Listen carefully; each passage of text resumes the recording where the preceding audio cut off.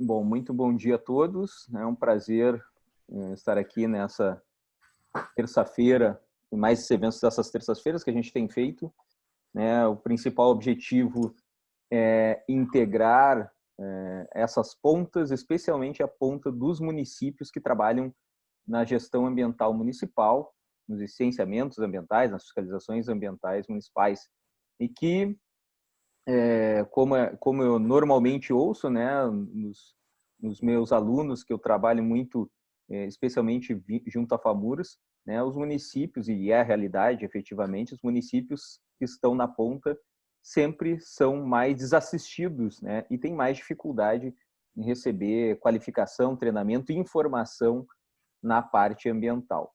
Então, de uma certa forma, né, aproveitando esse momento de pandemia, aproveitando esses momentos de reuniões virtuais, que a gente pode ter uma integração de modo eletrônico, eu criei esse canal aqui justamente para ouvir pessoas que possam contribuir para essas demandas municipais.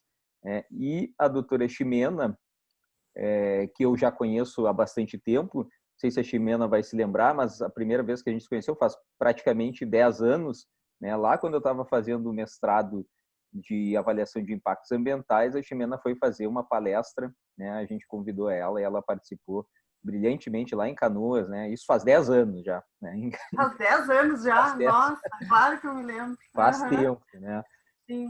Naquela época, acho que eu falei sobre mineração, né, Alexandre? Mineração, exatamente, Uhum. né? Que é uma realidade também que a doutora Ximena enfrenta no município de Taquara, né? Que ela é sediada em Taquara ali, tem bastante mineração, dessas minerações de Muita menor, mineração, menor muito. impacto, né? Os pessoal de pequena propriedade, pequenos mineradores, né?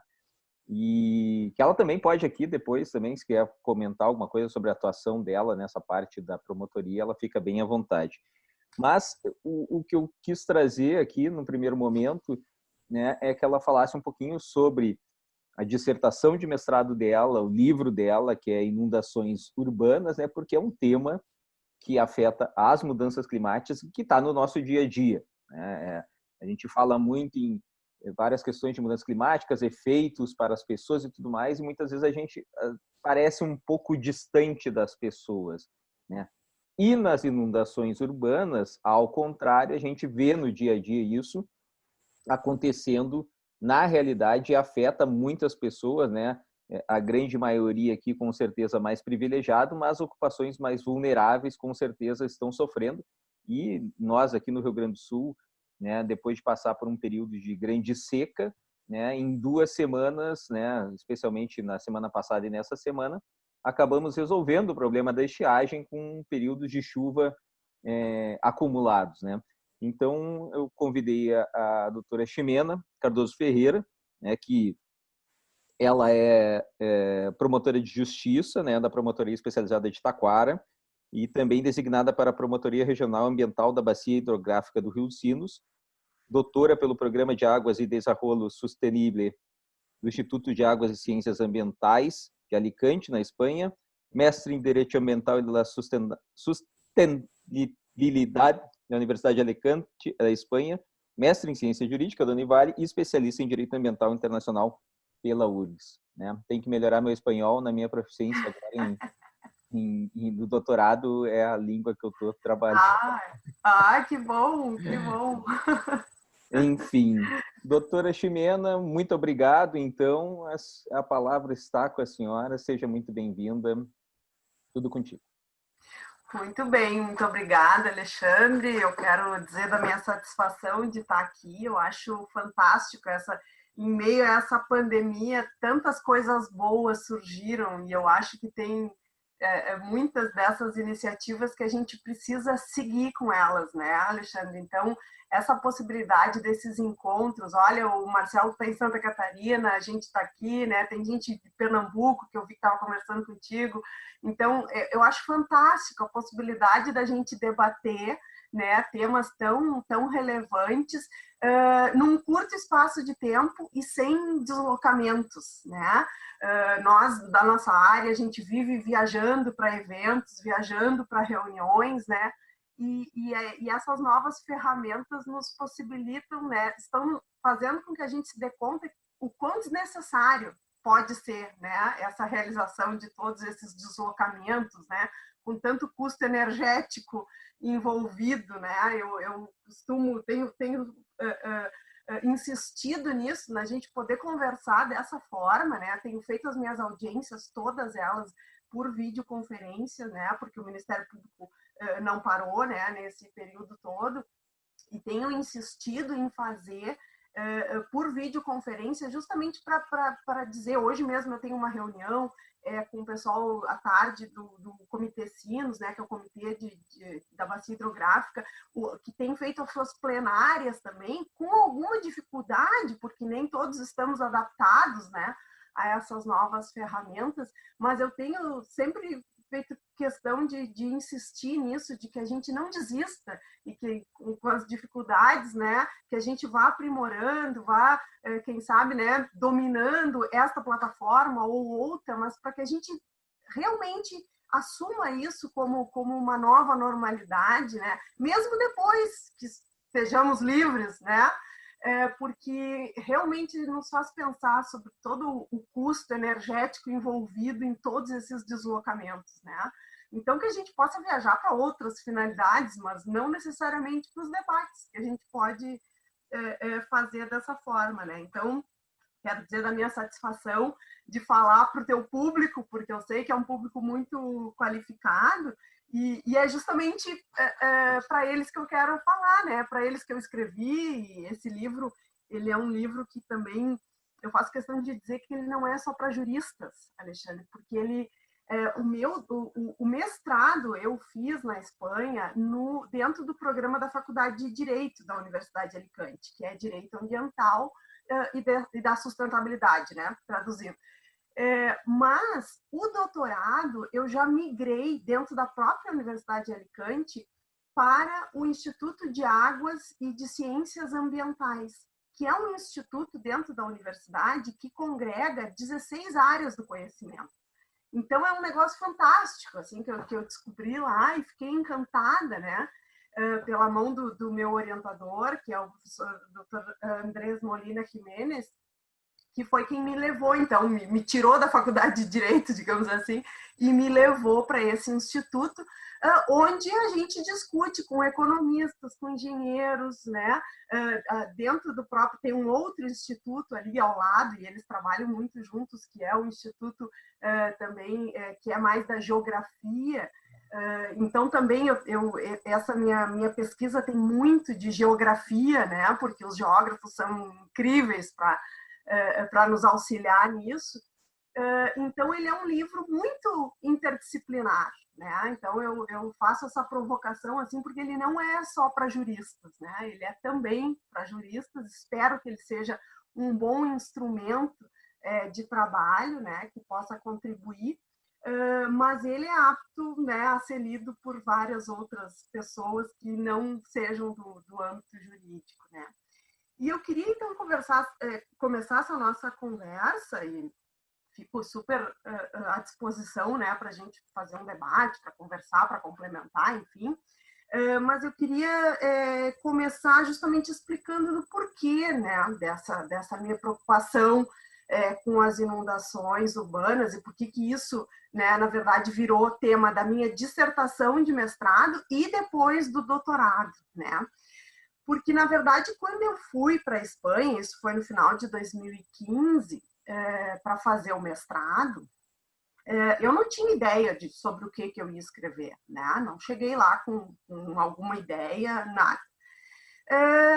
Mas, estando lá, na Universidade de Alicante, né, na faculdade, lá dentro do MADAS, né, que é o Master em Direito Ambiental e pela Sustentabilidade, conversando com o professor Gabriel Real Ferrer, que também é muito nosso conhecido aqui, né?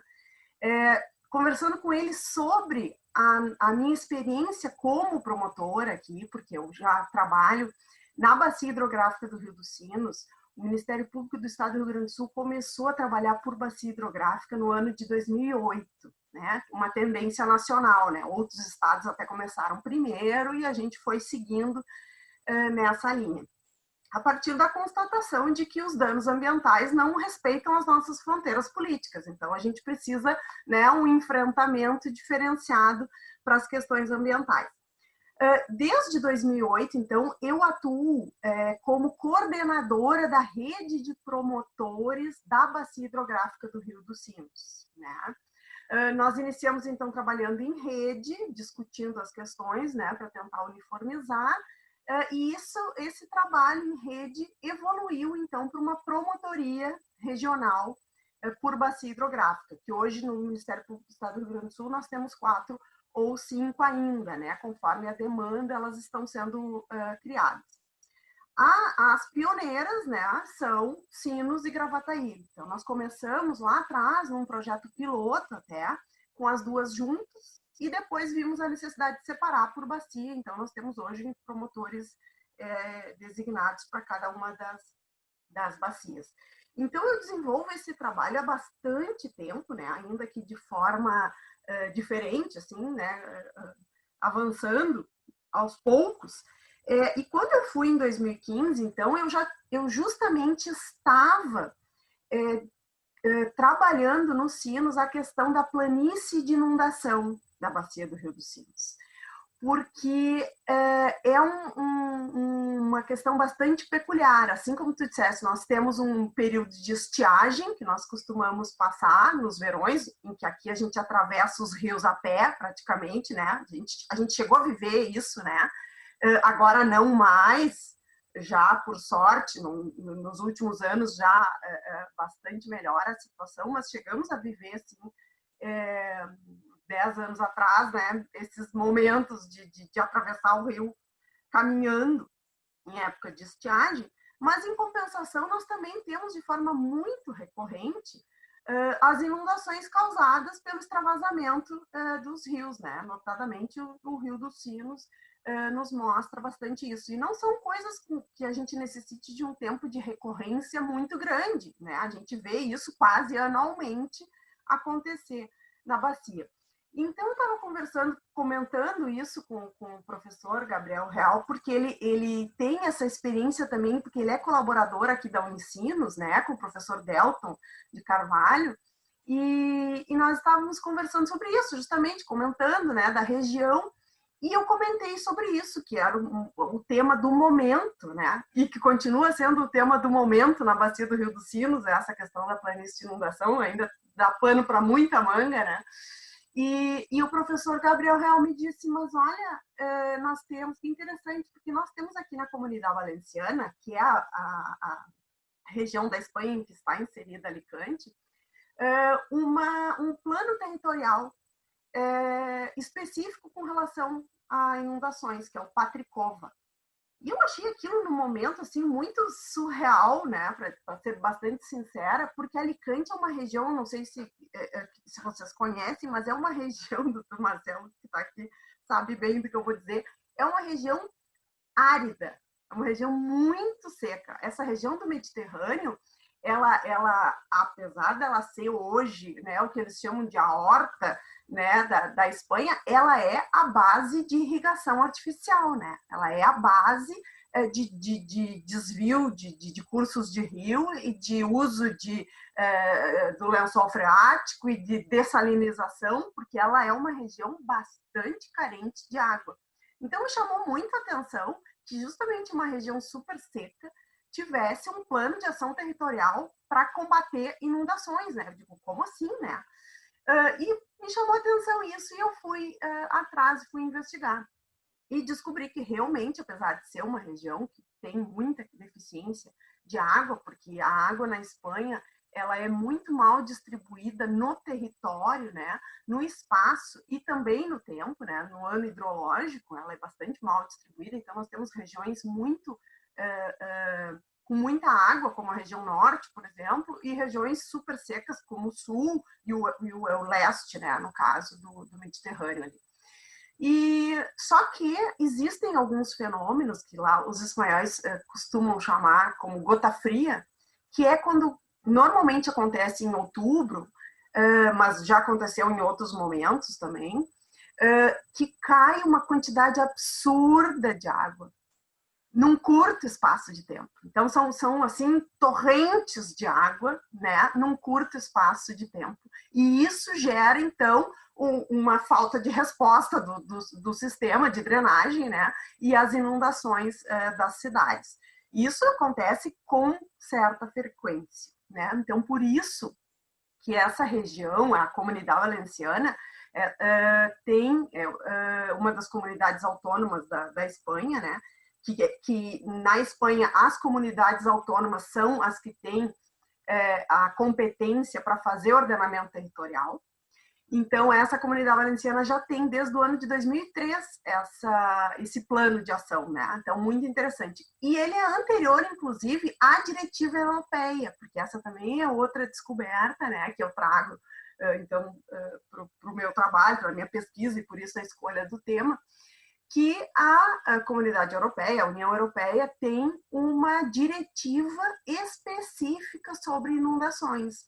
Porque lá nos idos de 2002, 2003, ocorreram uma série de inundações no centro da Europa que levaram a essa preocupação e então se formou uma comissão, um grupo de estudo e se montou uma diretiva europeia. Então, a própria diretiva europeia de inundações está contemplada nessa obra, então, que eu trago, né, para a gente tentar aprender um pouco com eles, né, sobre isso, já que no nosso país a gente não tem nada específico sobre inundações, né. Então, é uma das contribuições que eu resolvi trazer. Eu digo, bom, então eu vou falar sobre isso, né, vou pesquisar sobre isso e vou ver como essa normativa europeia, essa legislação espanhola podem auxiliar o Brasil no enfrentamento desse problema. Daí que surgiu, então, né, essa questão de escrever sobre a gestão de risco de inundações. E o foco que eu dei é justamente o foco da prevenção, que eu achei que a gente precisa, né, investir nisso. Por quê? Porque o que a gente tem de legislação nacional, e eu vou chegar nisso, né, não quero dizer que a gente não tenha, mas que a gente não tem algo específico sobre inundações, o que a gente tem de mais próximo é a legislação de defesa civil, né, é a mais nova e a mais próxima desse problema dos desastres de uma forma geral. Então, essa questão da defesa civil, ela se ocupa muito, né, com honrosas exceções, né, que nós vamos tratar também, mas ela se preocupa muito mais com a remediação, né, a gente está muito mais acostumado a, bom, aconteceu um desastre, agora vamos remediá-lo, vamos, né, do que propriamente com a prevenção. Então, daí a minha preocupação de falar disso, né, de falar de gestão de risco, né, com foco na prevenção de danos, né. Então, o que a gente tem que fazer? A gente vai evitar o desastre? Não, que só a gente não consiga evitar o desastre, mas a gente pode evitar os danos causados por ele, né. Então, esse é o foco, né, esse é o foco. Mas, então, para chegar nisso, para a gente poder falar disso, então, eu faço questão, assim, no primeiro ponto, da gente desmitificar o tema desastre natural, né? A expressão desastre natural. Porque toda vez que acontece uma inundação, né, para a gente falar do tema aqui, ou um deslizamento de encostas, como nós vimos recentemente ocorrer em Santa Catarina, no Rio de Janeiro, né, com todas essas tragédias, né, a primeira coisa que a gente lê na mídia é que ocorreu um desastre natural, né? Como se nós, homens, humanos, não contribuíssemos para isso acontecer. Como se nós não estivéssemos colocando as pessoas a viver em área de risco. E por isso o desastre ocorre, quer dizer, não o fenômeno, né? Então é isso que eu faço questão de chamar atenção. Porque o fenômeno, ele vai ocorrer. O fenômeno é natural. Numa inundação, então, o fenômeno hidrológico da cheia do rio, ele é natural. Mas o dano causado, né, às pessoas, aos patrimônios, sejam públicos ou privados, Isso não é natural. Nós não podemos chamar isso de desastre natural, né? E eu faço muita questão da gente desmitificar esse tema, porque se a gente encarar isso como um desastre natural, duas consequências muito perigosas advêm. A primeira delas é que ninguém é responsável por isso. Nós não temos responsabilidade se nós tratarmos isso como um fenômeno natural, né?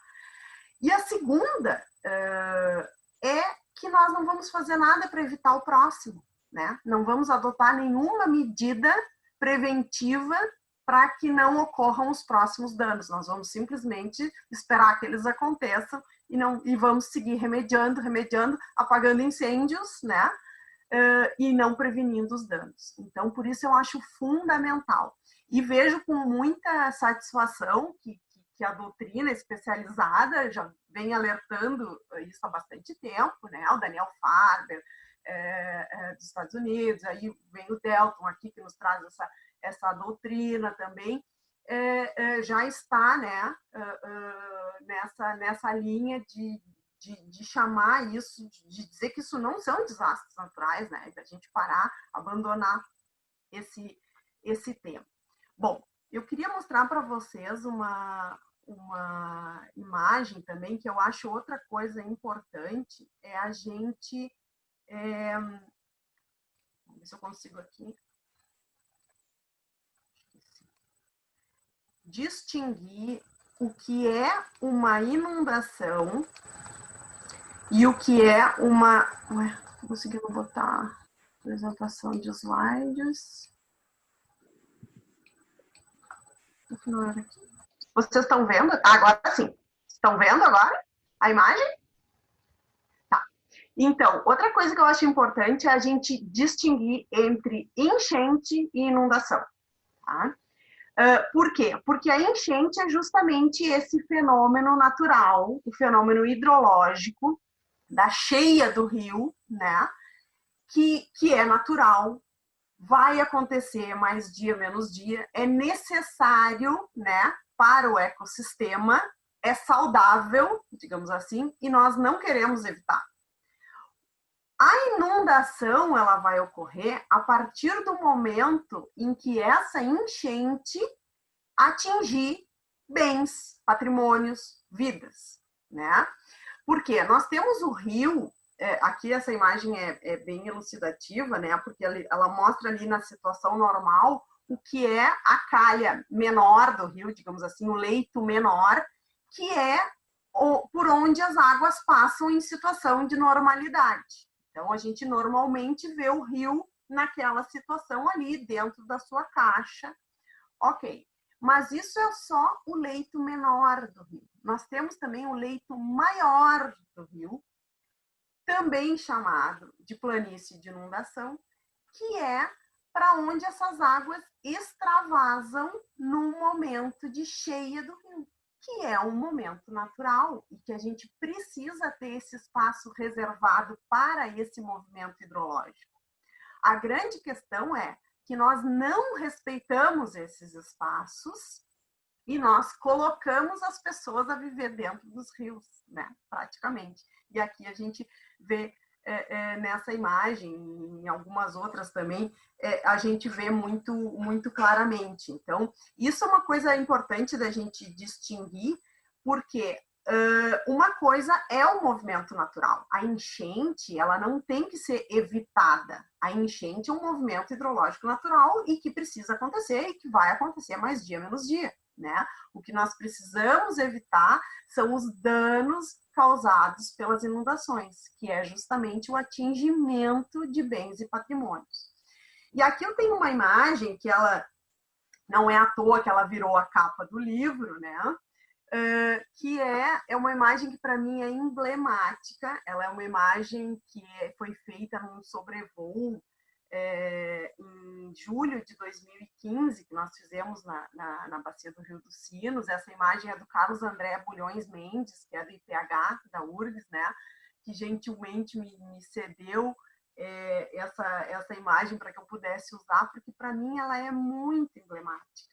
Nós vemos aqui, então, a calha do rio, né? Esse rio sinuoso, que é o Rio dos Sinos, A gente vê a calha perfeitamente, mas a gente vê o quanto essas águas extravasaram. Isso aqui, essa foto é de julho de 2015, num momento que o Rio dos Sinos, né, extravasou em virtude de muitas chuvas naquele período, né, como só ia acontecer. Isso aqui, nós não vamos nem falar em tempo de recorrência de 100 anos, não precisa. Isso aqui acontece quase todo ano, né?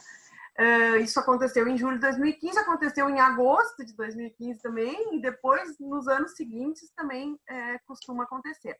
Então, o que a gente vê aqui? A gente vê as águas chegando na cidade, né? Então, a cidade logo ali sendo atingida pelas águas do rio.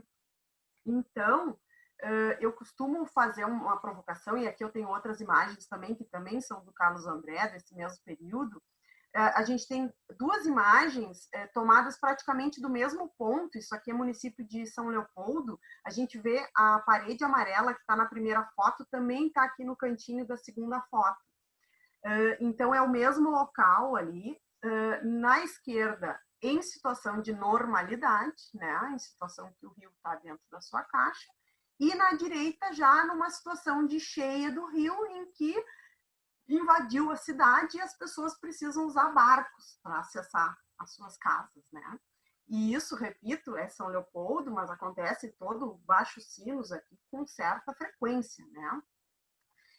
Então, a gente costuma dizer que o rio invadiu a cidade quando isso acontece, né?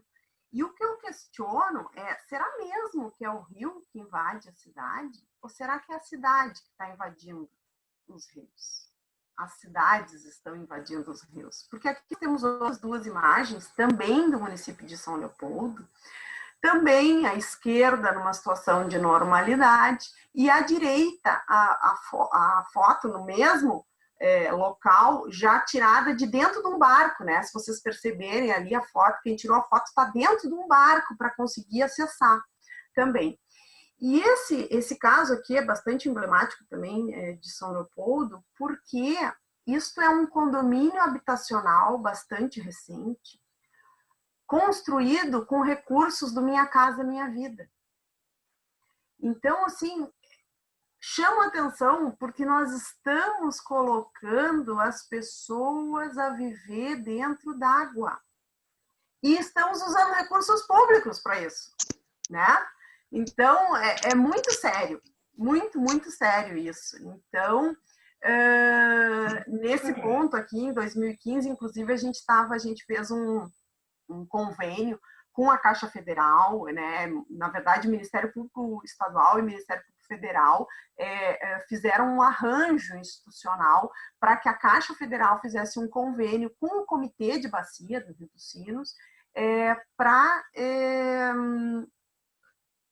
fazer com que a Caixa utilizasse do conhecimento técnico que o comitê tinha naquele momento, que era justamente um mapeamento da planície de inundação, para evitar conceder, né, esses recursos dentro de áreas sabidamente alagáveis, né? Então, justamente esse era o ponto em que eu estava do trabalho como promotora da Bacia Hidrográfica do Rio dos Sinos em 2015, quando eu fui para o mestrado, né? E daí que surgiu toda essa preocupação quando eu encontrei na Espanha e na Europa toda uma legislação de enfrentamento do problema das inundações, né? Mas, deixa eu parar de compartilhar aqui para seguirmos conversando. Então, a partir disso, eu começo na obra, né, na pesquisa, a partir justamente do reconhecimento, né, da busca, da pesquisa e da assunção de que as ações antrópicas estão sendo responsáveis por esses problemas, por esses danos, né? Então, eu parto justamente do enfrentamento dessas questões para que a gente possa, reconhecendo as verdadeiras causas desses desastres, né, possa fazer um enfrentamento.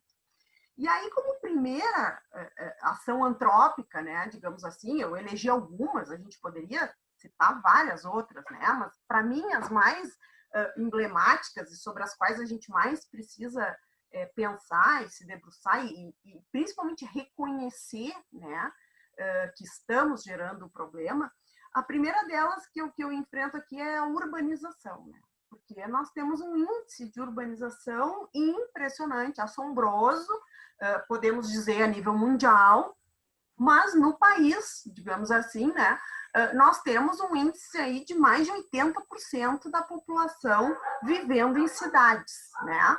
Alguns dizem que essa pandemia vai modificar alguma coisa, né? O futuro dirá.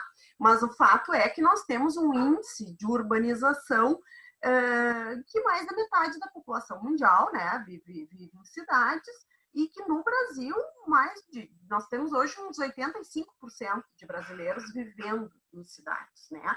E se estima que para 2050, que não está tão longe aí, né, a gente já tenha mais de 90%, né, de brasileiros vivendo em cidades. Então, isso é uma forma de ocupação do solo bastante problemática.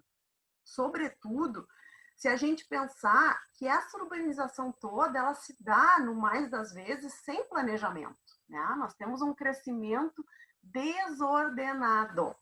Então, isso gera, então, uma expansão das cidades sobre áreas que são impróprias, né, por características geológicas ou geomorfológicas, né? A gente ocupa espaços que não deveriam ser ocupados, né, para moradia, enfim, né, para urbanização. A gente tem um corte de vegetação, né, movimentos de terra, alterações na drenagem desse solo, né, além disso, somado também a construções que não têm uma infraestrutura, né, para suportar, de repente, algum movimento, né. Então, isso tudo gera esse problema, né? Então, a gente, para ocupar o espaço, a gente drena o que é banhado, a gente corta árvores, né? A gente faz esse movimento todo. Temos também um problema grande com os resíduos, né? Que eu acho que também é um outro tema a ser enfrentado, porque a gente gera um volume muito grande de resíduos no espaço urbano, que quiçá no rural a gente não gere, né? Além disso, além de toda a impermeabilização do solo que a urbanização supõe, né? Então, nós temos, assim, toda uma infraestrutura cinza, vamos chamar assim, né? Que é a decorrente da necessidade de urbanização, né? Toda uma construção de prédios, né? Para moradia, para comércio, para indústria, enfim, toda uma infraestrutura cinza. E, além disso, a gente é pródigo em usar asfalto e concreto para pavimentação das vias públicas, né? Então, gerando uma impermeabilização quase completa, né, do nosso solo, né? Com reflexos, evidentemente, no ecossistema, né? Então, com essa impermeabilização e esse problema que nós temos muito, muito acentuado do uso do asfalto, né? A gente prioriza o uso do asfalto, as pessoas querem o asfalto, né, na frente das suas casas, enfim.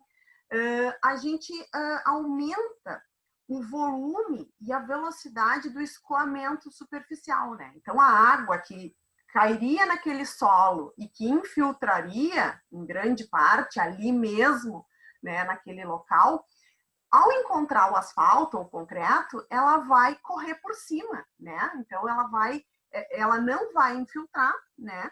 E ela vai gerar um volume de escoamento superficial muito acentuado, né? Aumenta o volume e aumenta a velocidade. Então, né? E aí é que vem essas enxurradas. E isso gera, em algum lugar, essa água vai parar, né? Então, isso gera uma erosão lá adiante de um solo que não estava preparado para receber tamanha quantidade de água num curto espaço de tempo, né? E gera um inevitável assoreamento dos rios e arroios, né? Os arroios, depois dos rios, com o acúmulo de sedimentos, né, carreados por esse escoamento superficial. E olha que eu não estou nem falando aqui em contaminação, tá? Porque isso também é uma preocupação que nós vemos em terras europeias, né? Tem uma diretiva europeia, a diretiva Marco de Água, que trata especificamente da questão da contaminação, e a gente vê que lá eles já enfrentam o problema das inundações também sob a ótica da questão da poluição, né? Porque o carreamento de poluentes é muito considerável também, né? E aqui no Brasil nós não podemos nem falar disso, porque se a gente não consegue nem lidar com o volume de água, né? Que dirá falar em contaminação. Mas enfim.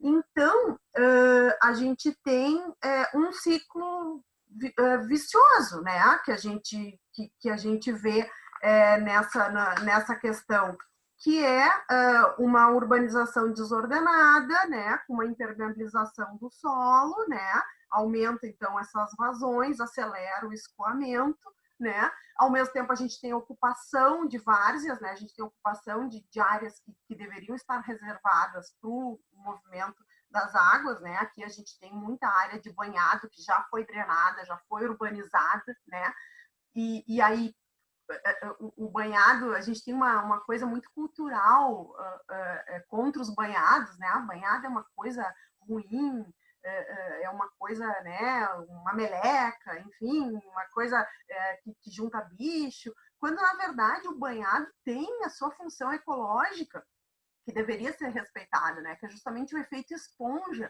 que o banhado possui, né, e executa, né, essa função ecológica que é de reter as águas num momento de cheia, de grande pluviosidade, enfim, o banhado retém essas águas e depois ele vai soltando aos poucos, né, no efeito esponja, né, para que isso não corra simplesmente. A gente drena o banhado, para de executar essa função ecológica, a gente perde esse serviço essencial, e aí a gente simplesmente transfere, cria um problema num outro local, né? Porque aí a água vai correr e em algum lugar ela vai chegar, né?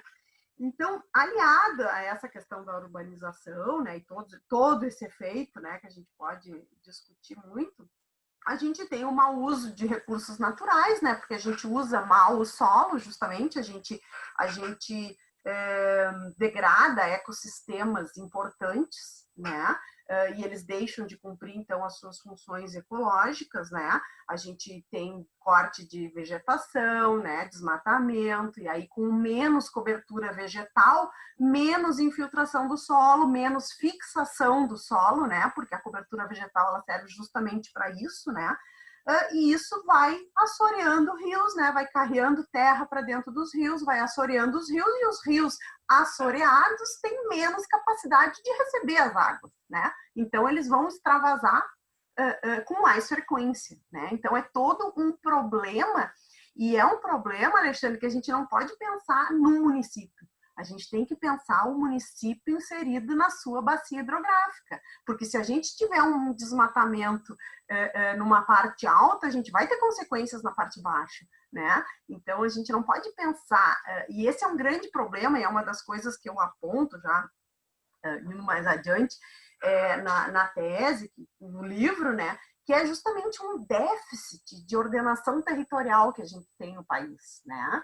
Porque a gente tem, então, com o Estatuto das Cidades, que é uma lei fantástica, uma lei de ponta, né?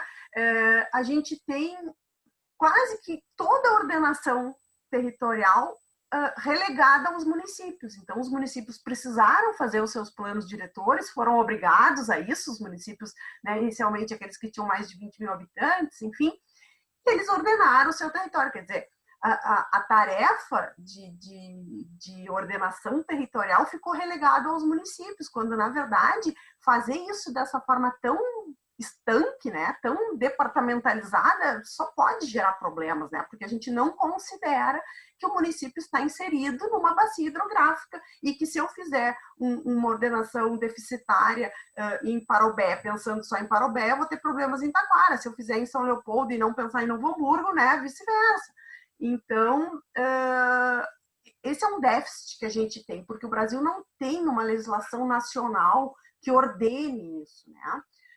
Lá no início dos anos 2000 se pensou, se discutiu numa política nacional de ordenação territorial, mas isso foi abandonado posteriormente. E nós ficamos carentes disso, né? Então, nós temos uma legislação que obriga os municípios a fazerem os seus planos diretores, mas a gente não tem uma norma que diga, olha, esse plano diretor precisa ser compatível, né, com a realidade da bacia, precisa respeitar o plano de bacia hidrográfica. Claro, a gente tem outras normas que a gente tem como, nós juristas, temos como fazer uma construção, né? E reafirmo aqui, eu não quero dizer que a gente não tenha meios, pelo contrário, o que eu sustento no livro é justamente que, em que pese tenhamos essa deficiência, em que pese não tenhamos a legislação que a Europa tem, que a Espanha tem, nós temos no Brasil, sim, instrumentos, né, que podem, na legislação setorial, que nos auxiliam a fazer esse enfrentamento do problema das inundações, né? Eu sustento isso, né? Então, eu primeiro tenho uma proposta de lege ferenda de se fazer, né, o incremento da nossa legislação, mas enquanto isso não ocorra, eu sustento que a gente tem sim instrumentos, seja na legislação ambiental, na legislação de defesa civil, na própria até a lei Lehman, né, de parcelamento do solo lá de 79 já dizia que a gente não pode construir em área alagável, né? Então a gente tem sim dentro do nosso ordenamento jurídico meios de fazer esse enfrentamento, mas a gente precisa pensar de uma forma global, né? E o outro ponto, só para finalizar essa questão das causas, né, que eu estou batendo nessa questão de quais são as verdadeiras causas, é justamente a ocupação de áreas inundáveis, né? A gente está ocupando áreas que deveriam estar reservadas para o movimento natural dos rios, né? Então, a gente tem que distinguir entre o que é uma ameaça e o que é um risco, né? Então, a ameaça é um fenômeno natural, isso vai existir, sempre vai existir, em alguns locais mais do que em outros, né? Mas o risco em si, ele é gerado pela associação dessa ameaça com a vulnerabilidade. E essa vulnerabilidade ela pode ser física, pelas características do terreno, né, do local, mas também pode ser social, né? E a gente vê muita vulnerabilidade social neste país, né? Então, a gente tem, mais das vezes, esses deslizamentos de terra que a gente vê acontecer, essas inundações, em locais em que se deu uma ocupação de área, né, que não deveria ter ocorrido, são áreas de risco, né? Então, isso faz com que a magnitude do desastre seja maior, né? Essa ocupação dessas áreas, que é gerada por vulnerabilidades sociais, enfim, mas que também não pode ser imputada só a isso, porque a gente não pode pensar que ocupação de área de risco se dá unicamente de forma irregular, porque nós temos vários casos aqui, eu mostrei ali um caso em São Leopoldo, né, assim como eu tenho aqui em Taquara, existem N outros casos, em que, sob o prisma da legalidade, né, dos licenciamentos, se passou por todas as etapas, né? Não se deveria ter feito. Por quê? Porque a área é alagável, mas sob o prisma da legalidade, o procedimento, né, passou aparentemente por todos os passos, né? Então a gente não pode pensar que ocupação de área inundável se dá só em caso de invasão, né? Invasão de margem de rio por população de baixa renda, aquelas ocupações, né, na clandestinidade. Não, nós também temos situações de ocupação de áreas inundáveis, de outras APPs, vamos pensar assim, que passaram, sim, pelos licenciamentos, né, que deveriam ter apontado a irregularidade e não o fizeram. Bom, somada a todos esses fatores, né, que nós estamos falando, ações antrópicas, né, que contribuem para esse problema, nós não podemos deixar de citar a questão das mudanças climáticas, né? Então, a gente já passamos da fase do negacionismo, né, em que pese ainda existam algumas insistências, enfim, mas o fato é que a ciência nos mostra, né, que nós temos sim que considerar a questão das mudanças climáticas aí no nosso planejamento, né, porque a gente não pode ignorar essas coisas que estão acontecendo, a gente vê acontecer, né? A gente está vendo que o clima de hoje não é o clima da nossa infância, né? A gente vê que as coisas já não estão, né? As árvores, as flores já não florescem na mesma época, as chuvas não acontecem na mesma época, a estiagem também não. Então, a gente precisa reconhecer isso, não só porque nós somos, né? E aí é mais uma ação antrópica, né? Porque somos nós que produzimos isso, mas também uma forma de considerar isso. Eu não estou dizendo que as mudanças climáticas são as responsáveis pelos desastres, não. Mas elas incrementam, né, o risco e elas alteram, né, a dimensão do desastre, digamos assim. E é por isso que elas precisam ser inseridas, né?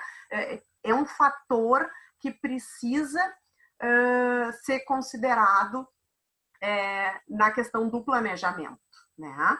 Então, eu coloco aqui como só um dos pontos para que a gente considere dentro do planejamento que eu proponho que a gente tenha que fazer para as nossas cidades, né?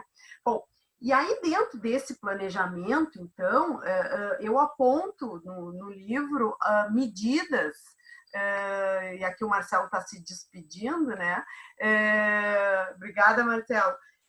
Eu aponto no livro medidas que são de duas ordens, medidas estruturais e medidas não estruturais para o enfrentamento desses problemas, né? Especificamente das inundações. E no sentido de que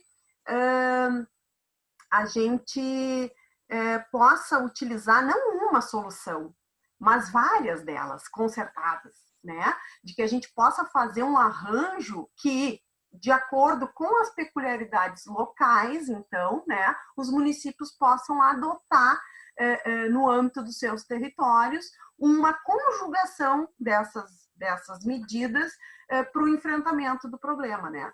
Não existe uma única solução para isso, né? Não vai haver um dique que resolva o problema das inundações, tá? Mas nós podemos conciliar alguma obra estrutural com alguma outra medida não estrutural. Então, dentro das medidas estruturais, a gente tem, então, as medidas que são intensivas, que atuam diretamente no rio, né? Que são aquelas mais clássicas que a gente conhece para retardar, acelerar ou mesmo desviar cursos de rio, né? Que isso muito já se fez, né? Então, essas são as mais clássicas, os diques, os polders, os desvios, né? São as que primeiro, infelizmente, são as que primeiro surgem, né? Quando a gente tem um problema, vamos fazer um dique, vamos fazer um desvio, vamos desviar esse rio, né? Enfim. Eu não estou dizendo que não se deva fazer, mas são medidas que, por si só, elas demandam um impacto ambiental muito grande, né? Além de todos os investimentos, né? Públicos, no mais das vezes, necessários para fazer uma obra desse porte, né?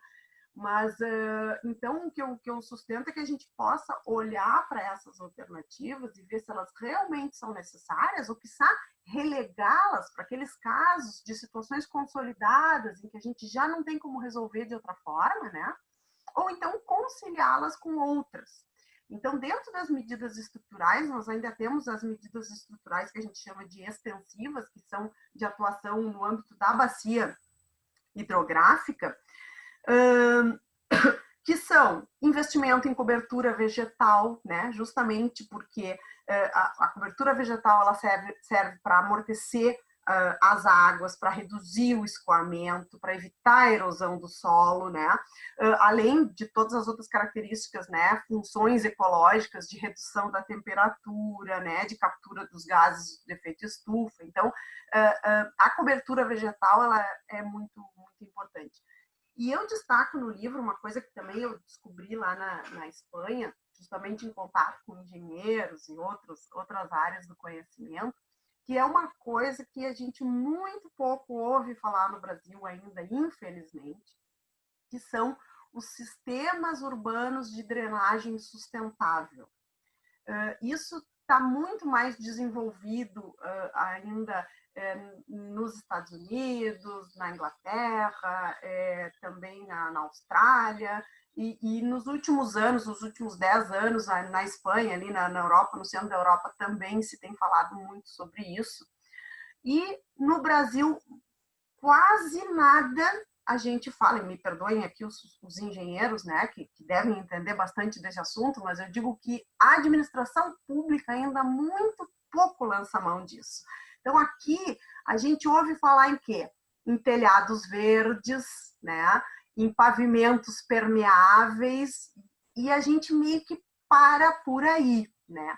Mas a gente tem uma tipologia imensa. Deixa eu ver se eu tenho aqui uma imagem para mostrar para vocês, que é uma imagem bem interessante da quantidade de tipologias que a gente tem para o enfrentamento dessa questão, que é... Me perdi aqui. Aqui. Vamos voltar para eu conseguir aqui. Essa imagem aqui que eu quero que vocês vejam, que é um mix de todas essas tipologias que existem de SUDs, que eles chamam de SUDs, com alguma distinção, dependendo do país, mas se chama Sistemas Urbanos de Drenagem Sustentável, tá? Com alguma modificação de uma nomenclatura para outra, mas é por aí. Então, a gente tem aqui, ó, nessa imagem, várias. Então, a gente vê os telhados verdes no centro, ali, né? E bem no cantinho à direita, os pavimentos permeáveis, que são o que a gente conhece. Mas existem várias outras tipologias que podem ser usadas, como depósito de retenção, depósito de infiltração, valas verdes, poço de infiltração, biorretenção e até mesmo os wetlands, né? Os banhados artificiais, digamos aqui, os humedales, como eles chamam. Então, assim, existem muitas formas. Aqui a gente até fala, às vezes, vamos ser justos também, além dessas duas tipologias que eu falei, a gente fala também em fazer bacias de contenção, né? Algumas cidades já estão prevendo isso. E alguns municípios já têm falado também de fazer também aqueles depósitos subterrâneos, né, na construção de obras novas. Se não me engano, Novo Hamburgo tem essa previsão, né? Taquara recentemente implementou isso, mas eu acredito que na região metropolitana já tenha mais algum município que esteja exigindo para novos empreendimentos, né, esse tipo de providência, né? Então, esses são sistemas urbanos de drenagem sustentável, ou seja, uma forma de incrementar o sistema de drenagem. Por quê? Porque os nossos sistemas tradicionais de drenagem são tradicionalmente subdimensionados, né? A gente sabe os problemas de drenagem que existem, acho que alguém aqui estava até fazendo alguma pergunta sobre canalização, e que a gente pode ver depois, mas os sistemas tradicionais de drenagem, eles são subdimensionados. Então, a gente precisa investir nessas novas modalidades, né, que a engenharia mesmo nos proporciona, isso é engenharia pura, né, para que a gente possa fazer, então, produzir uma maior infiltração de água nas cidades. Então, nós temos já uma cidade, ok, a gente não vai todo mundo para o campo agora, não, a gente vai seguir vivendo em cidades, mas a gente tem como investir na infraestrutura verde dessa cidade, né? Então, isso não se dá simplesmente plantando árvores, a gente pode fazer essas valas de infiltração, essas canaletas, enfim, uma série de soluções. E a gente vê, eu conheci isso da mão do engenheiro civil lá no Instituto de Águas e Ciências Ambientais, e eu fiquei encantada com isso, porque existe, sabe? É possível fazer, é possível fazer. E queria comentar com vocês uma experiência incrível que eu tive a oportunidade de ver ali em Alicante, que é a criação de um parque inundável. Tem uma zona da cidade de Alicante que se chama Playa San Juan, que é a zona nobre da cidade. E só que a Zona Nobre é um antigo banhado que eles drenaram e urbanizaram. Então, a cada dessas chuvas torrenciais que costumam acontecer lá, se alagava aquela região e havia muita perda patrimonial, sobretudo naquela região ali, né?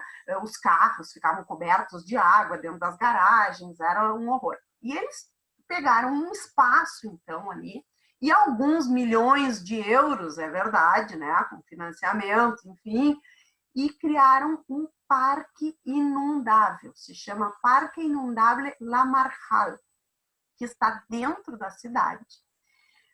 E é uma zona de passeio, uma zona super aprazível, tem uma lâmina d'água permanente e todo um, digamos assim, um passeio na volta. Então tem bancos para as pessoas sentarem, tem uma trilha assim, de caminhada, enfim, tem uma cascata, é um parque bem bonito e que, inclusive, acarretou uma valorização dos imóveis do entorno. Tá? Então, é um local em que as pessoas vão passear, embelezou aquele local, valorizou todos os imóveis, mas ele, subterraneamente, ele tem um depósito imenso, né?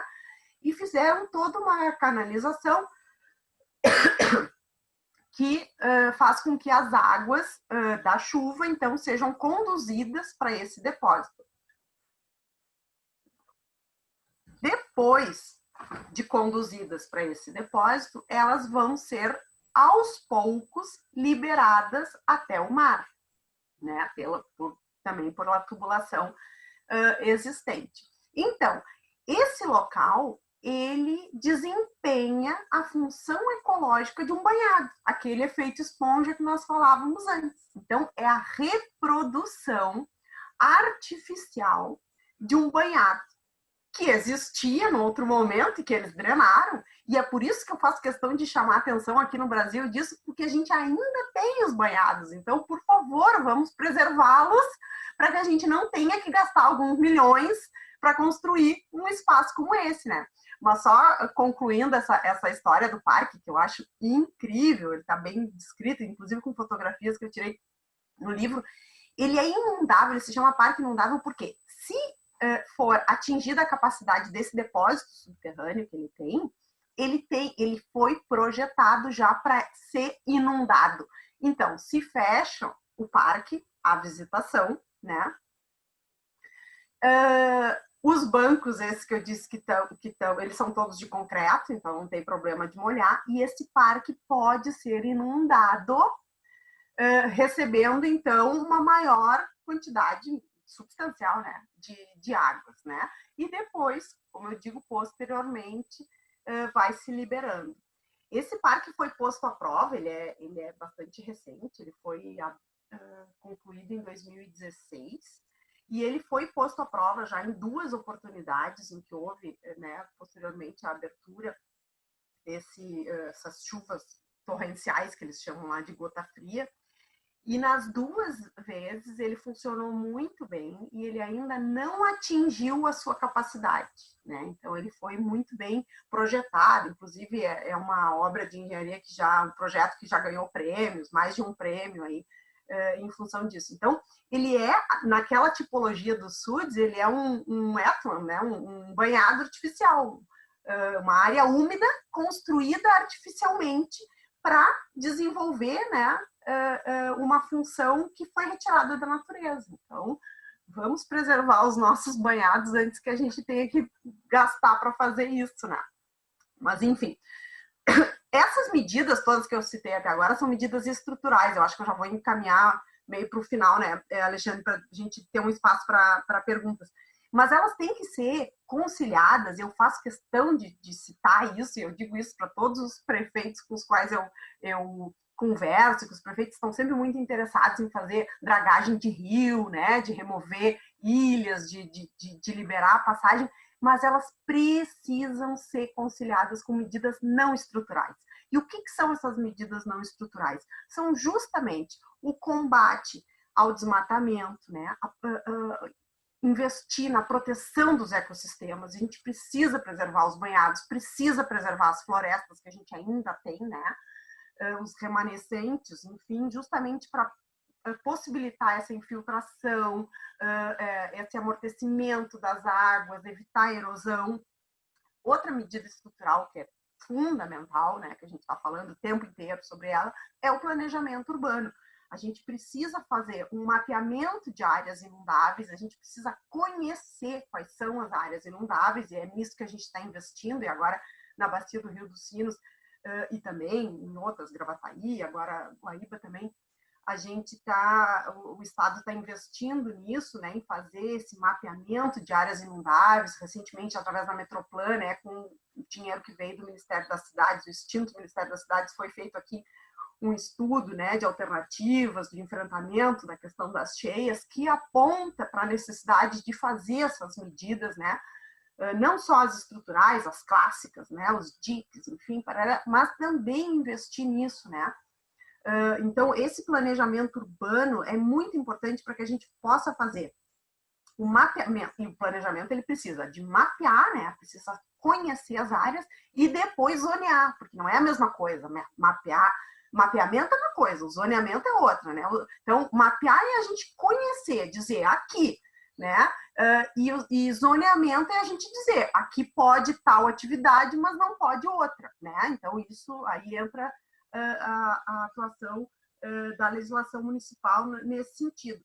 E o que é mais importante, que eu já referi anteriormente aqui, essa necessidade da gente fazer com que os planos diretores municipais, né, que regem os ordenamentos dentro do município, sejam compatibilizados com os planos de bacia, né? Então, a gente tem aqui, por exemplo, na Bacia do Rio dos Sinos, já o plano de bacia, e a gente precisa botar o plano de bacia, esse conhecimento que foi gerado, né, técnico, dentro do plano de bacia, dentro dos planos diretores municipais, que estão aí em processo de revisão, né? Então, a gente precisa, são duas coisas que a gente precisa jogar para dentro dos planos diretores, né? É o mapeamento das áreas inundáveis, que agora a gente tem, né? O mapeamento da planície de inundação, além de outros estudos que o próprio município pode ter, já, né, anteriormente a isso, porque também esse estudo da Metroplan, ele não esgotou o tema, né, ele fez um mapeamento da calha principal do Rio dos Sinos, da planície de inundação da calha principal e de alguns outros afluentes, né, mas não todos.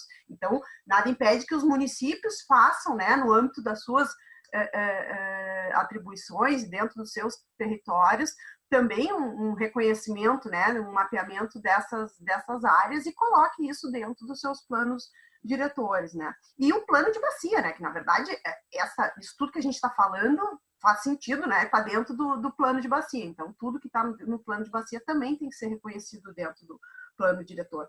E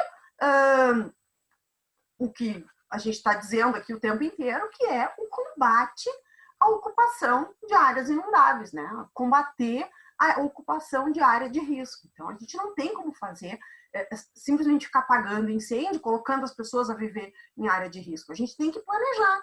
E esse planejamento, para encerrar, ele precisa envolver todas essas variáveis que a gente citou aqui, né? Então, falei disso tudo para que a gente chegue no ponto de precisamos planejar as nossas cidades. E para planejar, a gente precisa considerar todos esses fatores, né? Inclusive os climáticos, né? E a gente tem que considerar as vulnerabilidades também que a nossa população tem, né? Sejam as vulnerabilidades do terreno como as sociais. E também a gente tem que fazer, então, como eu proponho, esse uso combinado dessas medidas. A gente não pode pensar só em obra de engenharia, a gente precisa pensar em regular o território, né? Tem medidas que não são tão simpáticas, mas a gente precisa enfrentar. E a gente vê, hoje em dia, os gestores, né, os administradores, muito querendo que uma solução de engenharia resolva o problema para não precisar investir em medidas menos simpáticas, que são essas de ordenação do uso do solo, né? Só que a gente não tem como resolver a questão sem enfrentar isso, né? E a gente precisa fazer, então, uma gestão integrada do espaço, como eu venho dizendo, né? Pensar na bacia, não pensar apenas no seu município, porque se o município de um lado resolver fazer de outro jeito, vai ter impacto no seu território.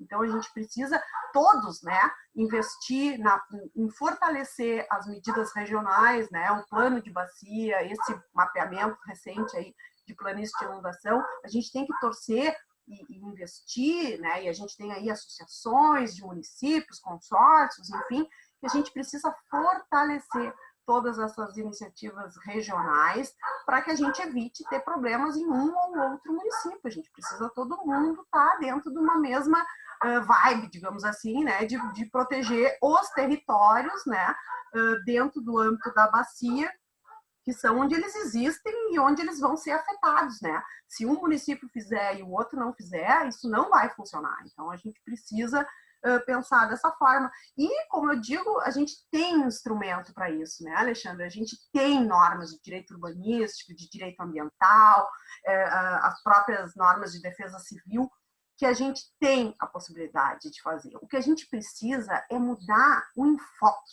O que eu proponho, assim, para resumir isso tudo, é que a gente mude o enfoque, né?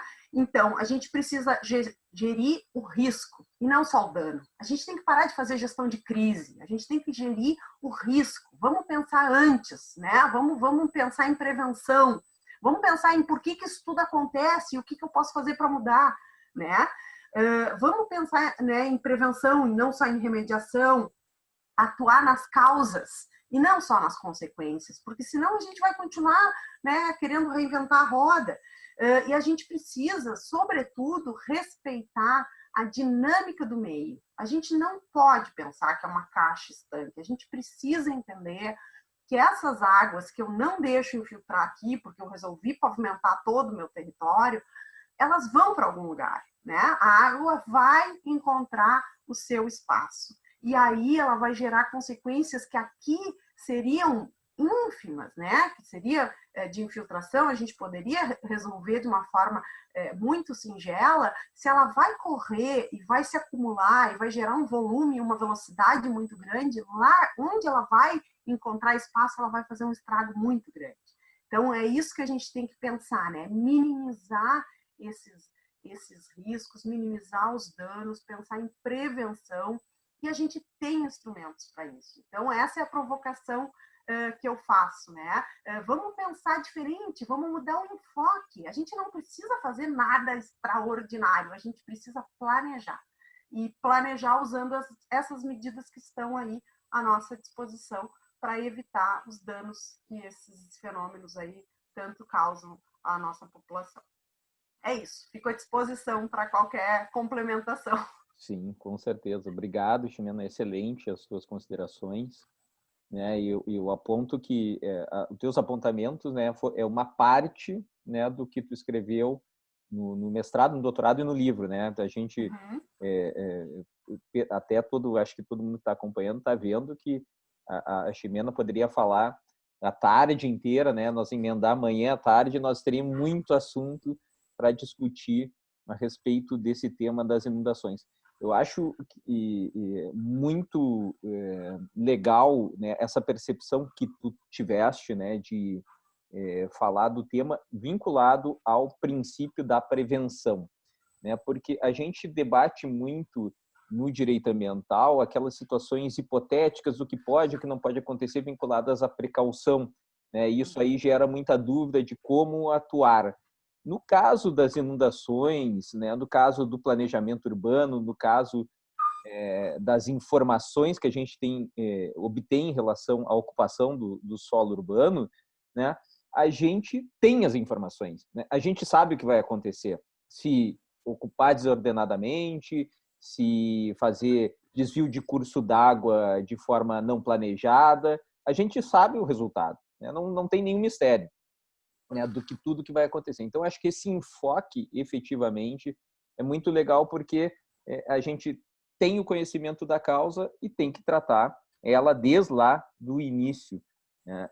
Eu acho que só o que falta, efetivamente, em relação a este tipo da questão da prevenção é mais dados, né? Mais informações, porque em alguns locais, por exemplo, tu fala aí que o plano de bacia aí do Rio dos Sinos está fazendo esse mapeamento, né, de zonas de inundação, né, de qual é as cotas, né, mínimas e máximas de enchente, de inundação dos rios e tal. Aqui em Porto Alegre também a gente tem essa informação, né, mas eu acho que ainda ela é muito pouco disseminada, né, para a gente ter um conhecimento para essa ocupação ser melhor ordenada. E eu acho que grande parte disso é de responsabilidade do poder público, né, no sentido da ocupação ordenada e desordenada dos terrenos, e também, obviamente, a população tem a sua parcela, né? Quando tu fala de uma ponta aí que não pode ser desconsiderada, que é a questão dos resíduos, né? A má gestão de uso dos resíduos, muitas soluções de engenharia que são propostas, elas não funcionam porque tu vai olhar lá, os sistemas de drenagem estão todos entupidos por lixo que foram mal colocados pela população, que não tiveram um mínimo de cuidado, né? Volta e meia a gente vê nesse problema de inundação as pessoas varrendo o lixo para dentro das bocas de lobo ali, né? Como se livrando do problema à sua frente, como se isso não fosse gerar um reflexo posterior. Então, eu sou um fã também desse assunto, né? Não tão estudioso quanto tu, porque na época aqui da Prefeitura de Porto Alegre, nos 2 anos que eu estive, eu acompanhei muito a questão ou a tentativa, ou a não tentativa, vamos dizer assim, de resolver o problema das ilhas de Porto Alegre, né? Que são, provavelmente, nesse momento, no final do dia, hoje que está da chuva, terão várias localidades com inundação, e a dificuldade do município em enfrentar o problema, porque é um problema espinhoso, né? Ele demanda diversas situações consolidadas, né? De enfrentamentos em relação à área de preservação permanente, enfrentamento, eu acho que até mais que as áreas de preservação permanente, como foi citado aqui numa pergunta aqui, a questão das áreas de risco, né, que ao meu ver são, para esses casos, são muito piores que as áreas de as ocupações de área de preservação permanente neste caso, né, porque as APPs, em algumas demandas, elas são, como foram criadas de forma linear, né, os 30, 50, 100 metros, em muitos casos elas são necessárias, mas em muitos casos, tecnicamente, elas poderiam ser dimensionadas de forma diferente, né? Só que as áreas de risco não. As áreas de risco não têm essa possibilidade. Não tem negociação. Não tem negociação, exatamente, né? Não tem negociação. Então, eu acho que falta muito essa questão, né? Nós termos essas informações técnicas e aplicá-las em definitivo, não só a parte de solução de engenharia, né? Mas essas soluções prévias que você está falando, as bacias de contenção. Aqui em Porto Alegre temos, dentro do plano diretor, as áreas livres permeáveis, né, de 20%, né, que são essas soluções que tu falaste aí, dos bloquetes, né, dos telhados verdes e outras soluções. A gente tem muita coisa ainda evoluir. Que bom, né, que tu está trazendo isso. E o mais, eu acho o mais legal de tudo também, nisso tudo, né, é essa possibilidade de diálogo, né, porque muita gente no nosso meio, né, que a gente vive, vê muitas vezes o poder público, né, a advocacia, né, e o Ministério Público como adversários, muitas vezes, dentro dessas tentativas de solução, que muitas vezes não é verdade, né? Claro que cada um defende os seus interesses, mas, e aqui a gente está conversando justamente sobre isso, essa possibilidade de diálogo para chegar nas soluções, porque interessam a todos, né? Não é o Alexandre, porque defende uma empresa, ele vai pensar diferente, o Ministério Público, que é o fiscal da lei, pensa diferente, né? O poder público, cada um vai puxar para um lado. Não, a gente tem que ser convergente nesses casos, né? Acho que esse diálogo é muito importante. Né? E é possível, né, Alexandre? É isso que eu ia comentar, até falasse agora do mapeamento, eu queria pegar o gancho para aproveitar e comentar um pouco mais desse estudo da Metroplan, né, que a gente tem aqui, que na verdade, assim, foi definido então, tá, então isso aqui é o mapeamento, isso aqui é a nossa planície de inundação, tá, o que nós vamos fazer? Nós vamos fotografar e vamos botar num quadro? Não, a gente precisa usar isso como instrumento de planejamento. Então, o que a gente fez? O Ministério Público recomendou aos municípios, né, que se abstivessem de licenciar parcelamento do solo nessas áreas, ou seja, a gente não vai colocar as pessoas a viver em situação de risco. São áreas de risco, áreas que vão inundar hoje ou amanhã, ou daqui a 50 anos, mas que vai acontecer. Então, a gente tem o conhecimento técnico. Isso é bem importante, quando tu disseste. E no meu livro, um dos capítulos eu dedico justamente à questão do princípio da prevenção, do princípio da precaução, porque, às vezes, o princípio da precaução, ele é usado contra, né, contra o meio ambiente, no sentido de, mas a gente nunca sabe, então, né, se a gente não sabe, não, justamente a gente tem coisas, como tu bem disseste, que a gente já sabe, a gente já conhece, então a gente sabe que vai acontecer, então a gente precisa usar esse conhecimento. E aí a gente vê os tribunais mesmo, que é outra coisa que eu também abordo no livro, mas que não dá tempo aqui, né, senão a gente vai passar a tarde toda falando, mas a gente já vê reconhecimento, né, de responsabilidades, justamente quando o gestor já sabe que aquilo vai acontecer. Quer dizer, ele não sabe que aquilo vai acontecer na quinta-feira, dia tal de julho, não, mas que vai acontecer um dia, vai. E se ele fizer alguma coisa e não fizer nada para impedir aquilo, ou para minimizar os seus riscos, ele precisa ser responsabilizado. E a gente já vê a nossa jurisprudência indo nessa linha, né? Então, por isso, tão importante, Alexandre, e tu sabe disso tanto quanto eu, que a gente, jurista nesta área, a gente não é ninguém sem os técnicos, né? A gente não faz direito ambiental se a gente não tiver de mãos dadas com os técnicos. Então, a gente precisa do conhecimento da biologia, da geologia, da geografia, para que a gente produza o conhecimento técnico que embase as ações. Então, a partir do momento em que a gente tem o mapa, a gente tem né, a prova técnica, a gente não pode ignorar. E aí eu estou falando de gestores, eu estou falando, né, de todos os que atuam nessa área. E aí a gente está todo mundo, não vamos dizer no mesmo barco, né, mas a gente está dentro do mesmo problema e a gente pode juntos achar uma solução. Então, dentro da bacia do Rio dos Sinos, por exemplo, seguindo no exemplo que eu estava te dando, o Ministério Público recomendou, então, que os municípios não licenciassem nada que seja parcelamento do solo, que seja a finalidade residencial, que seja colocar gente a viver em risco, né? Mas abriu a possibilidade, sim, de que mesmo dentro dessas áreas que estão mapeadas como planície de inundação, que os municípios possam licenciar outros empreendimentos.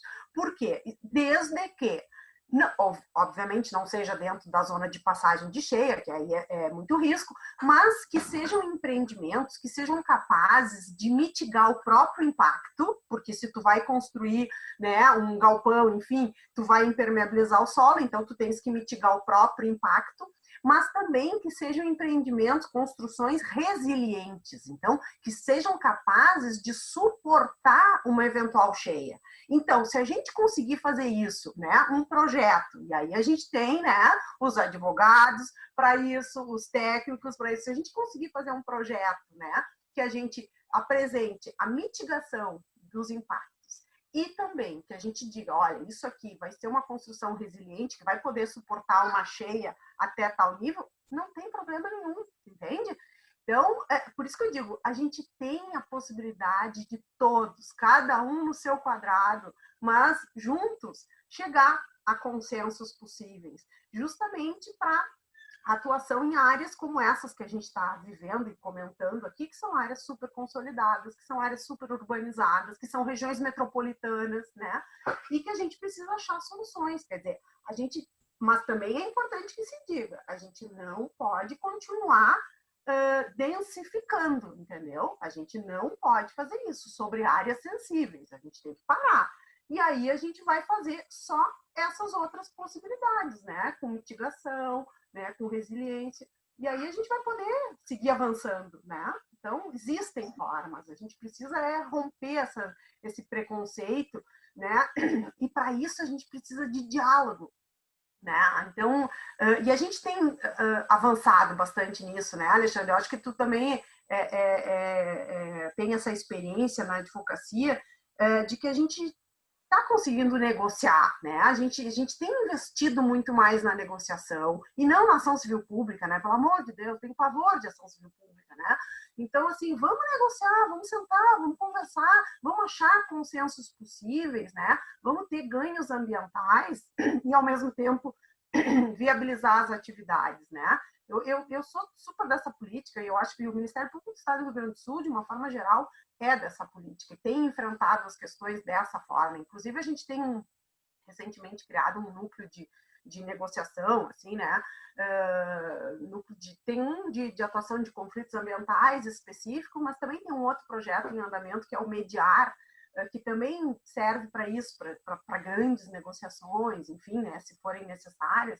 Mas as próprias regionais, elas estão aí para isso. Então, acho que a gente tem meios de construir, né, consensos possíveis e ter ganhos ambientais com isso. Acho que dá para fazer. Sem dúvida nenhuma, né? Nós, de certa forma, né, tanto na advocacia como no poder público, quando já tive dos dois lados do balcão, a gente se sente privilegiado, né, de trabalhar com promotores de justiça aqui no estado do Rio Grande do Sul que têm conhecimento, né? Então, eu, pelo menos, fico muito tranquilo, né, que mesmo às vezes em posições antagônicas, pelo menos eu vou debater ou negociar com pessoas que conhecem a área. Isso é uma grande vantagem, né, e a doutora Ximena e diversos membros do Ministério Público que eu conheço, né, o Saltz, a Nelise, né, a Ana Marquesani, assim, a Josiane, sabe? Tem várias pessoas que eu já trabalhei em diversos processos. A gente tem uma facilidade de diálogo e de conhecimento e de poder conversar, né, achando as soluções para os casos. É muito legal isso aí.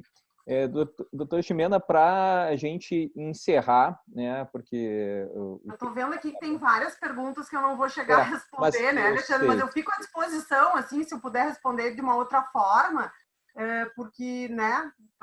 Eu vou te fazer uma pergunta que vai, de uma certa forma, conciliar aqui a pergunta das pessoas, que é fazer um breve comentário, obviamente, em relação a essa parte aí que é das inundações, né, desse problema das inundações, e a questão das áreas de preservação permanente, que, de certa forma, tu já acabaste dando uma pincelada durante toda a tua apresentação, e a questão das áreas de risco, né, que eu acho que ali a Manuela falou lá do Maranhão, né, o caso do desloteamento, que é o crescimento nos entornos das APPs, né, o colega ali de Santa Maria também falou, né, da canalização dos cursos d'água, que envolve, obviamente, questões de APP, e a outra colega aqui, que agora também, aqui o iPhone da recepção, que eu não consigo ver quem é, que vê a questão da ocupação de áreas de risco, né, estabelecidas pela REURB, quando no artigo 39, que se eu não me engano fala, tendo soluções tecnológicas, né, ou de engenharia, é possível manter as pessoas nessas ocupações de área de risco. Então, dá um breve comentário para encerramento dessa abordagem de APP, áreas de risco, em razão dos problemas de inundações. Bom, na verdade, um pouco a gente já falou sobre isso, e também eu podia falar uma tarde inteira sobre esse tema.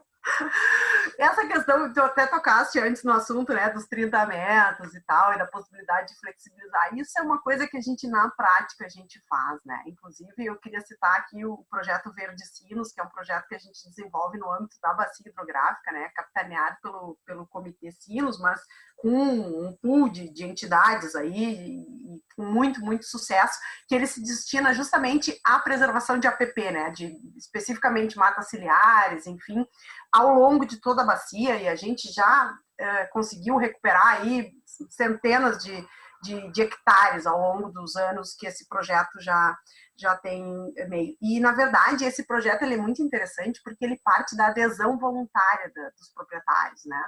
Então, o proprietário, ele está vendo que o seu terreno, né, vai acabar desbarrancando ali, né, e ele tem interesse, não, ele se dispõe, não, eu quero aderir ao projeto, eu quero reservar a área, então, mas eu não posso destinar 30 metros, né?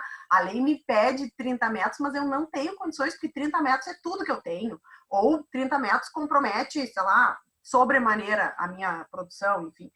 Então, a gente aceita a partir de, aí como tu disseste, um olhar específico, técnico, né? Visita na propriedade, né? Aí a gente tem prefeitura, Emater, sindicatos dos trabalhadores rurais, né? Técnicos indo até a propriedade e analisando aquela situação ali, e a gente tem a possibilidade de reservar uma área menor que os 30 metros. E tudo bem, estamos no projeto, sabe? Estamos ganhando, né? Com ganhos ambientais e, ao mesmo tempo, uma implantação progressiva no tempo e no espaço. Então, se hoje eu consigo 5 metros, é melhor que nada. Se hoje eu consigo 15, é melhor que nada, entende? Então, a gente vai avançando. Estou falando aqui da bacia do Rio dos Sinos, tá? A minha experiência, né? Não posso afirmar que todo mundo trabalhe dessa forma, mas, enfim, é a forma como o projeto Verticinos vem se desenvolvendo e tem tido bastante êxito. E a gente também tem muita experiência desse projeto, no sentido de que, às vezes, simplesmente isolar a área não é necessário nem fazer plantio, sabe? Então, as pessoas erroneamente, às vezes, pensam, eu não tenho dinheiro para fazer esse plantio, né, dessa recomposição de mata ciliar. Dependendo do ambiente, só fazendo uma cerca resolve, sabe? Para que, se tu tem gado, por exemplo, para que o gado não pisoteie, enfim, né? Só removendo a lavoura de arroz da beira do rio, a gente já vai conseguir fazer com que aquela vegetação rebrote. Então, assim, em termos de APP, o importante é a gente ganhar, né? Ter ganhos ambientais. Então, se a gente não tem os 30 metros hoje, porque é impossível, por várias questões pode ser. Nós temos aqui cidades que se instalaram na beira dos rios. Nós temos Igrejinha, por exemplo, Rolante, que são cidades, o centro da cidade é cortado pelo rio. Então, se tu vai pensar em 30 metros, até a prefeitura vai estar em APP, sabe? Então, e como esses, a gente tem vários outros exemplos ao longo do estado. Então, assim, a gente não tem como, eu sustento, em tese, tá? Eu, Ximena, jurista, sustento que o Código Florestal tem que ser aplicável às áreas urbanas. Mas, na realidade dos fatos, a gente precisa fazer o que é possível fazer, entendeu? Então, a gente não vai fazer terra arrasada e mandar destruir tudo. Claro, o que a gente tem que fazer? Parar de densificar, como eu acabei de dizer. Vamos parar. Novos empreendimentos em APP, não, né? Mas a gente também tem que compatibilizar todas essas questões, né? Então, aí vem a REURB também por essa necessidade de fazer, né, com situações consolidadas, só que situações consolidadas não são as do ano passado, né? Então, assim, vamos parar com a esperteza também, né? Então, vamos ver o que realmente são situações consolidadas. Aquela construção está lá há 50 anos. Bom, tudo bem, né? Agora, não, o ano passado consolidou. Não, o ano passado não consolidou, né?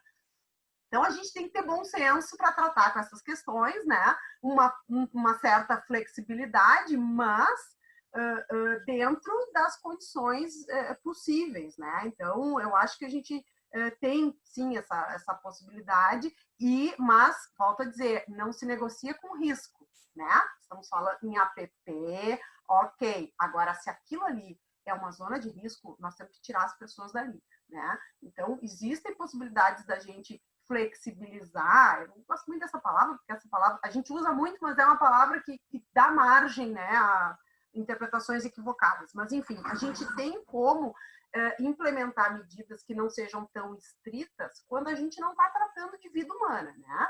Então, se a gente não está falando de risco, ok. Então, é uma empresa que já está lá, mas quer fazer uma ampliação.